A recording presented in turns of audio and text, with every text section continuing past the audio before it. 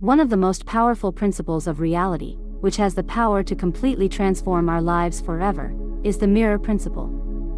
This great transformation doesn't involve a specific technique or strategy that requires action. This principle is related to the person you want to become. For example, if your desire is to become a millionaire, the truth is that you need to become a millionaire on the inside before this manifests itself on the outside. Otherwise, you'll keep jumping from one place to another, thinking that the problem lies with you. So, the first learning in this principle is, if you don't change internally, nothing external will change. This is the fundamental essence of the mirror principle. If you master this principle, everything you touch will turn to gold. However, this requires you to confront your own demons, your own reflection. Words you may not like. If you're really ready for a significant change, this video is for you. In this video, I'll also share with you a crucial exercise that I still practice today. So, today we're going to unravel this principle and how it can actually change your life. Reality is a mirror that reflects your relationship with yourself and the world, or with reality itself. Your inner world and your outer world. What do I mean when I say that? Well, let's go back to the example of becoming a millionaire. If your relationship with money is that you're not capable of making money, that you're not good at making money, then the mirror of reality will say, "Oh, that's what you believe, so be it." Here's more evidence of why you're not capable of making money. And consequently, life will give you more circumstances that confirm your hypothesis and the statement you're making. So, I want you to remember this crucial point. The external world is merely a reflection formed by the image, which essentially is another way of saying that it is our internal world. If we look carefully at the world around us, it's clear that most people are increasingly immersed in the frenzy of the outside world, consumed by technology, social media, and the hustle and bustle of everyday life. Many of us have lost the connection with our inner wisdom, the inner essence that we once mastered. So, let's explore the 4 keys that will enable you to shape reality according to your desires. When we study the law of attraction, for example, one of the things most often mentioned is how reality is a mirror, and what we try to do is manipulate that mirror. The first fundamental key of the mirror principle is to understand that the mirror of reality reflects 2 things: your relationship with yourself and your relationship with the world around you. In other words, what you see in the mirror of reality is a projection of how you see yourself and how you see the world. If you look at yourself and think you're not good enough, the mirror will simply reflect that belief. "I'm not good enough, I can't do this because I'm not good enough," and the mirror will respond, "You're not good enough." Here's more proof of why you're not good enough. The reflection is based on the messages you send to the mirror of reality. The mirror of reality is, in a way, like a loyal friend who is always willing to validate what you believe. So, instead of trying to directly manipulate the reflected image, we must learn to transform the image we project in front of the mirror. This is similar to the act of influencing someone. When we say directly to someone, "Don't do that," the likelihood of them doing exactly what has been forbidden is high. However, if we choose to motivate and inspire, presenting persuasive reasons to avoid certain actions and explaining the potential negative impacts, the person will feel more inclined to listen and accept our influence. So, our goal is to influence our world indirectly. The mirror of reality simply intensifies what you say. It will always reflect what you hold to be true in your mind, both about yourself, your identity, and your worldview. Please remember that this is one of the most crucial keys. Now, the question is, how can we change this? How can we interrupt this pattern and consciously choose what we want? You need to create your own identity and worldview, your paradigm. I'll provide an example to help you understand how to create your identity. First of all, it's essential to become clear about what you want in the long term. In 10 years' time, for example, in the final image, what is an activity that you see yourself doing every day? What do you have that makes your life a continuous journey of discovery?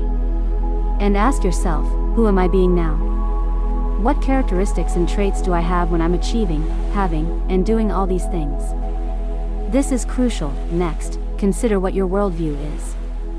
How do you perceive the world when you are today? It doesn't mean that you won't be able to achieve it tomorrow. Everything takes time, practice, and patience. So, respect your time, but also don't let certain fears stop you from achieving the extraordinary. Make sure you take a moment to do this exercise. It has the power to completely revolutionize your life now. Let's move on to key number 2. What you need to understand is that the reflection we see in our material world is formed with a certain delay. Why?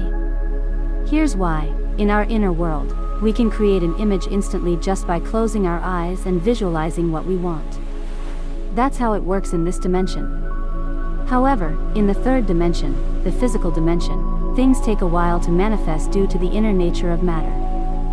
The matter is dense and cannot break the laws of nature to make everything manifest instantly, so that brings us to the next key. You have to hold on to the belief you have established long enough for your desire to manifest. What does this mean? It means that you must remain faithful to the identity and worldview you have created until your goal reveals itself. Whatever you want to be, start by adopting the identity of someone who already is that. Ask yourself how that person would act and hold on to that identity for long enough. An interesting phenomenon occurs when people start to experience this. They realize that their lives have ups and downs. They establish a belief, an identity, expecting their goal to come true, but the result doesn't appear immediately.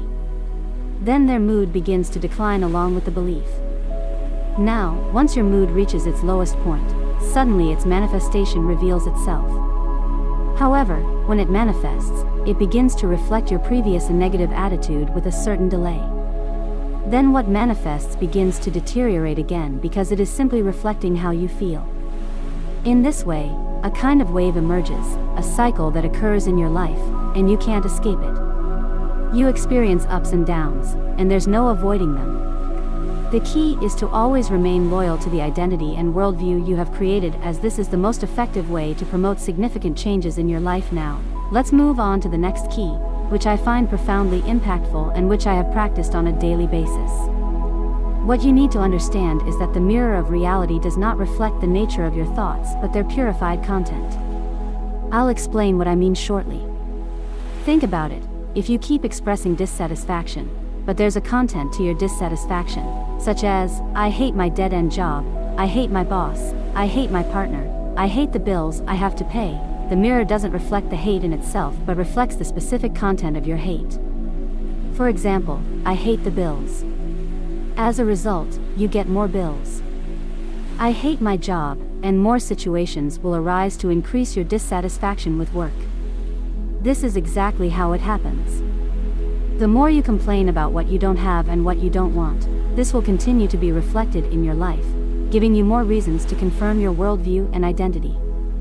This is the fundamental difference between a scarcity mentality and an abundance mentality. It's simply a question of seeing the glass as half full rather than half empty. The key to applying this in your life is simple: focus on what you want and what you already have. To make any change happen, you need to start focusing on what you already have right now. Everything you have, all the progress you've made, the beautiful family you have, the things you want in your life. Just stop and think, what do I want? What would make my life a real journey of discovery? How does that look? How does it feel? It can be a vague image as long as you're focused on what you want. And when you do that, when you continue to focus on what you want, the gap between your current life and your desired life begins to close because you start to push the boundaries of your comfort zone. So, that's key number 3. Now, let's move on to key number 4, last but not least, the mirror cycle. This will change everything forever because if you learn to manipulate this mirror cycle for yourself, you will no longer be so uncertain about what you do. You will literally see reality changing before your eyes. It all starts with an observation. So, what's the backward attitude you had in the past? All the complaints, the bad things that happened in the past, or the unconscious choices that were made. That's the present moment. When you look at the present moment and are faced with bills to pay and a job you don't like, for example, you observe this and use it to form your image or attitude. When I say image, I mean the back to that pattern, simply because they can't make an internal change. But I want you to remember something very important. This is because there is no fundamental change happening in terms of worldview and identity. So, the way to do this is to reverse this process. For most people, they start by observing, then creating the image, and then the reflection. This is the standard cycle for puppets. But if you want to become a co-creator, a true creator of your reality, you need to reverse this cycle. I say this because I've been through it myself many years in my life. But when I really understood this cycle, everything changed. To break this cycle, we first start with the image we would like to form. We turn our backs on reflection, on looking at our current reality, because we begin to realize that what is around us now has only been formed from decisions made in the past. You need to realize this, or nothing will change. If I want to shape tomorrow, I consciously choose today. So, we start with the image. And when we choose the image and say, hey, this is what I want, and this is what I have, the mirror has no choice but to start reflecting it in small amounts, little by little. Even small changes will happen slowly, with delay. So, what do we do next? Instead of observing, we confirm. We take a look in the mirror to see what's working. And when we see the reflection, we think, oh, that's working, look, that happened. If you want more confidence, over time you'll notice that people will start to welcome you better. If you wanted to improve some aspect of your work or business, you'll notice that things are getting better.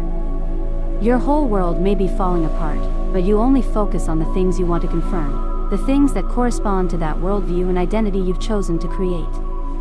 The idea is that you always keep doing it, and the more you keep doing it, it will turn into something beyond anything you've ever imagined. If you start using these principles, your life will change completely. Guys, this is real.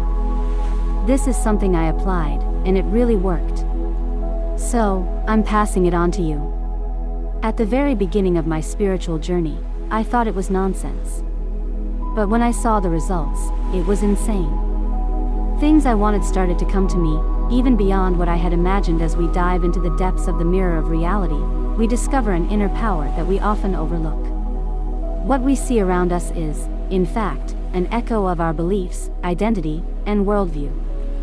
But the secret of transformation is, instead of just observing reality, we must shape our destiny with the image of who we want to be and what we want to achieve. As we form this new image, the mirror of reality responds with small changes, slowly transforming itself. The mirror of reality knows no limits. It only responds to what we offer it. Just like the alchemist who turns lead into gold, we can transmute our lives by adopting a mindset of abundance, focusing on what we have and what we want. Ultimately, our journey through the mirror of reality is a search for the truth within ourselves and a celebration of our ability to create, to innovate, to transcend. That I hope that this knowledge will be the flame that guides you through life's journey, helping you to create the reality of your dreams. Thank you for embarking on this journey with me. If this video resonated with you, I invite you to like and subscribe to our channel, share this video with others so they can benefit from this message, and don't forget to leave a comment below sharing your thoughts, reflections, and experiences. Thanks again for watching and for joining me. Take care and see you soon.